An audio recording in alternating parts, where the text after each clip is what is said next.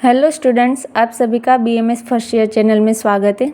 तो आज हम एनाटॉमी पढ़ेंगे, उसमें आयुर्वेदिक पोर्शन फर्स्ट चैप्टर जो दिया गया है शरीरोपक्रमणीय शारीर, तो उसको एनसीआईएसएम के सिलेबस के हिसाब से टॉपिक वाइज देखेंगे।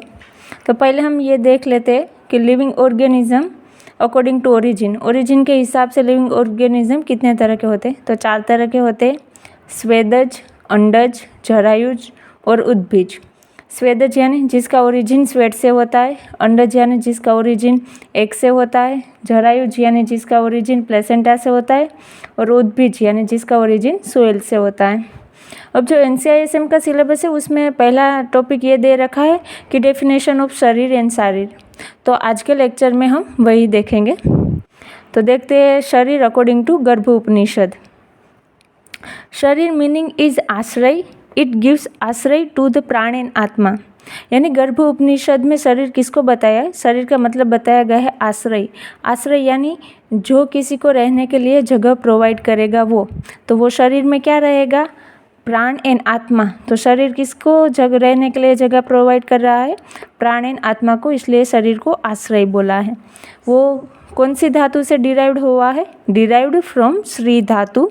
यहाँ पे ध्यान रखना, श्री में दीर्घ है, रस्व करोगे आगे पढ़ेंगे रस्व भी आता है, लेकिन गर्भ उपनिषद में श्री धातु, श्री दीर्घ है, उसका मतलब होता है श्रयंते यानी आश्रय। अब देखते हैं शरीर अकॉर्डिंग टू रचना शारीर। रचना शारीर यानी एनाटॉमी। एनाटॉमी के हिसाब से हम बॉडी किसको बोलेंगे, शरीर किसको बोलेंगे? इट्स डिराइव्ड फ्रॉम श्री धातु। देखिए यहाँ पे रस्व श्री है, गर्भ उपनिषद में दीर्घ श्री था। यहाँ पे गलती नहीं करने हैं, बहुत सारे बच्चे गलती कर देते हैं। तो फ्रॉम श्री धातु यहाँ पे रस्व है।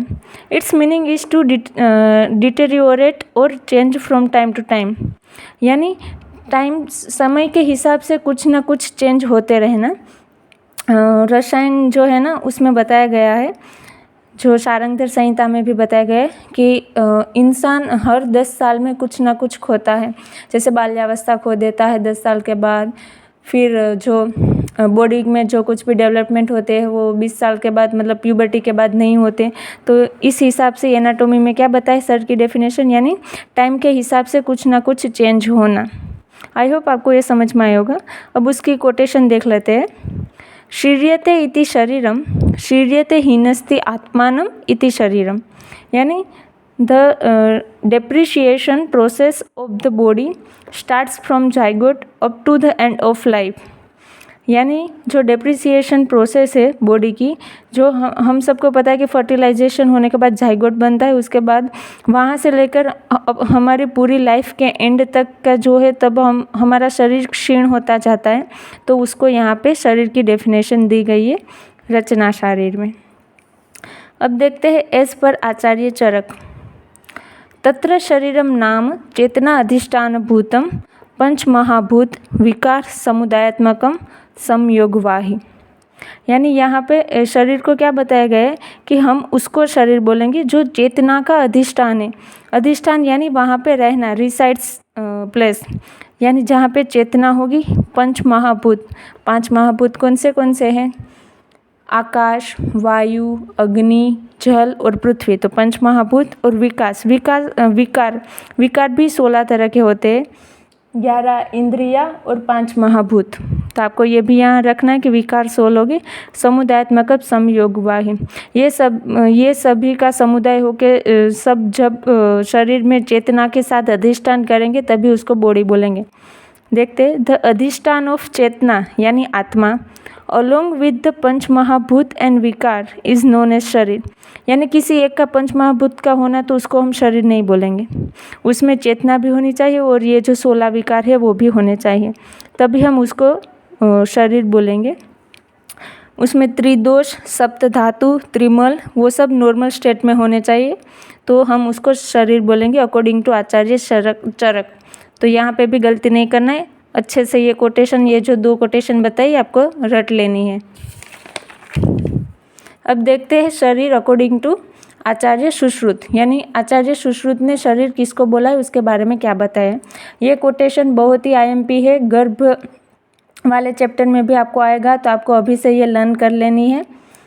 देखते हैं शुक्र शोणितम गर्भाशयस्थम आत्मा प्रकृति विकार समुचितं गर्भ इति उच्यते। तं चेतनावस्थितं वायुः विभजति, तेज एनं पचति, आपः क्लेदयति, पृथिवी सहन्ति, आकाशं विवर्धयति।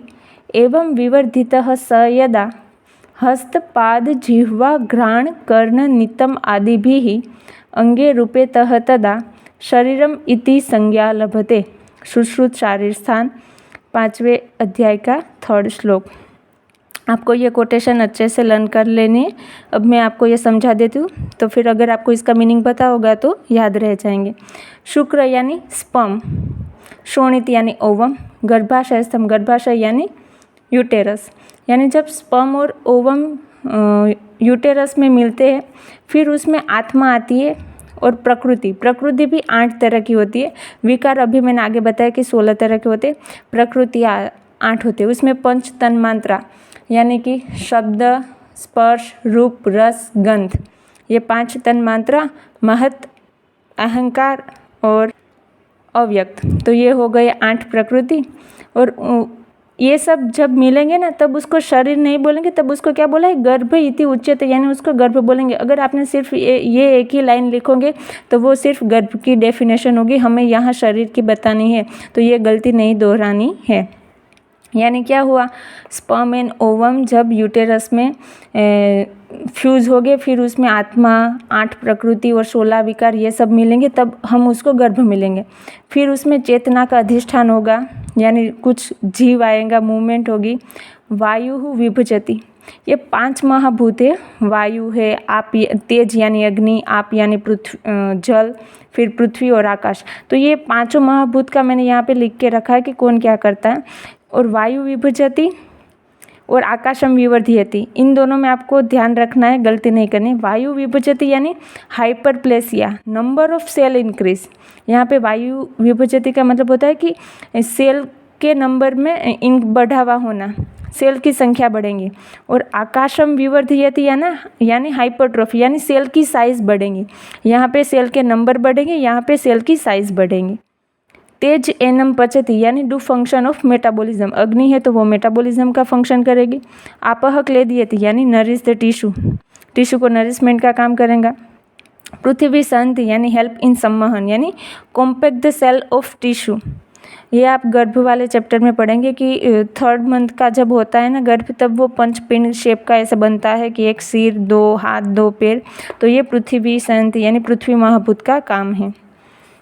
तो ये श्लोक अच्छे से कोटेशन आप लोगों को कर लेनी है। फिर ये सब 5 महाभूत ने अपने फंक्शन कर दिए, फिर क्या होगा, हस्त पाद जिह्वा घ्राण कर्ण नितम आदि भी, यानी हस्त यानी हाथ, पाद यानी पैर, जिह्वा यानी टंग, घ्राण यानी नोज, कर्ण यानी ईयर और नितम यानी पेल्विस रीजन। ये सब अंग के रूप में जब फॉर्म होंगे तभी हम उसको शरीर बोलेंगे। तो ये हो गई आचार्य सुश्रुत के अकॉर्डिंग। हम देख लेते हैं, human body consist 3 type of अग्नि। ह्यूमन बॉडी में 3 तरह की अग्नि बताई गई है। पहली है ज्ञानाग्नि, दर्शनाग्नि और कोष्ठाग्नि। ज्ञानाग्नि यानी नॉलेज ऑफ सुख और दुख, यानी हमें क्या सही है क्या गलत है वो सब जिसकी मदद से हम जान पाते हैं उसको ज्ञानाग्नि बोलेंगे। फिर है दर्शन अग्नि, यानी जिससे हम ऑब्जर्वेशन कर पाएँ, नॉलेज ऑफ ऑब्जर्वेशन, वो है दर्शनाग्नि। फिर है कोष्ठाग्नि, यानी मेटाबॉलिज्म के लिए जो भी अग्नि है एसेंशियल, उसको बोलेंगे कोष्ठाग्नि। अब देख लेते, शरीर को देख लिया। अब दूसरा कौन सा टॉपिक पढ़ना था, शारीर, डेफिनेशन ऑफ शारीर। शरीरम अधिकृत्य कृतम तंत्रम शारीरम, यानी द स्टडी ऑफ शरीर इज कॉल्ड एज शारीर। जिसमें हम शरीर के बारे में स्टडी करते हैं तो उसको हम शारीर बोलेंगे। और फिर यहाँ पे शारीर के भी 2 टाइप बताए हैं, रचना शारीर एंड क्रिया शारीर। रचना शारीर माने एनाटॉमी और क्रिया शारीर माने फिजियोलॉजी। रचना प्रतिपादकम शारीरम रचना शारीरम, यानी जिसमें हम सिर्फ ऑर्गन का लोकेशन वो सभी देखते हैं तो वो है रचना शारीर। क्रिया शारीर यानी क्रिया प्रतिपादकम शारीरम क्रिया शारीरम, जिसमें हम सभी ऑर्गन की फिजियोलॉजी यानी वो कैसे वर्क करते हैं वो सब देखते हैं, वो है क्रिया शारीर। Thank you.